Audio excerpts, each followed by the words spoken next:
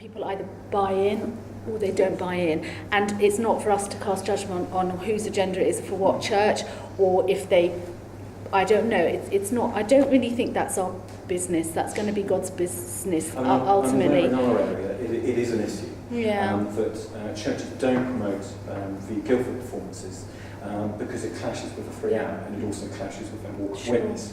Whereas if a way can be found to, as I say, work with that, then I think they'd be much more likely to put it in their news sheets. Well, just on the funding thing, first of all, I've never found a church that wastes money.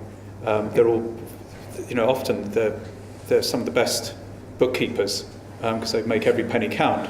So I think it's with Brighton, but certainly with some theatre companies, we sort of have the tagline of "we want to use whatever you would waste," and that all comes from a woman who once gave me money, saying, "This is what my lodger would have given me. You take it because I'll only waste it." And when she saw the production, she came in tears, saying, "I can't believe what you've done with my money." She saw the investment that she'd made, and it was £87 or something. But on this £40,000 project, she saw her money at work. And that buoyed me up to always say, to churches particularly, we know we're not asking for your money because you're trying to put a roof on, or you're trying to make the choir not freeze or whatever.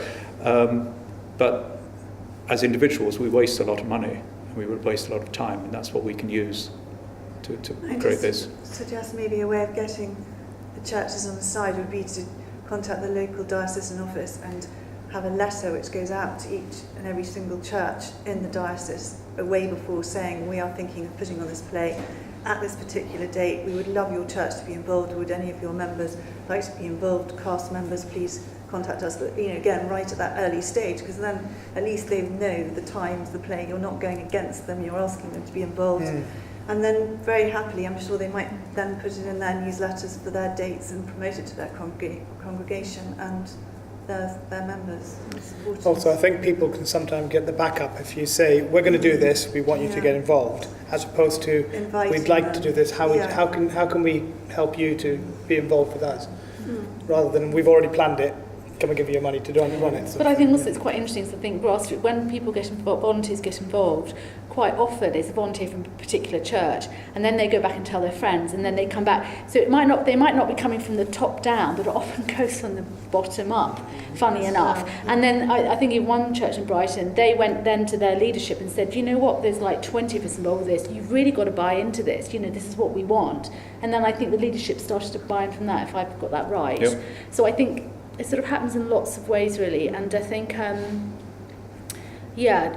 think it's that sort of coin going out and the sort of the ripple effect.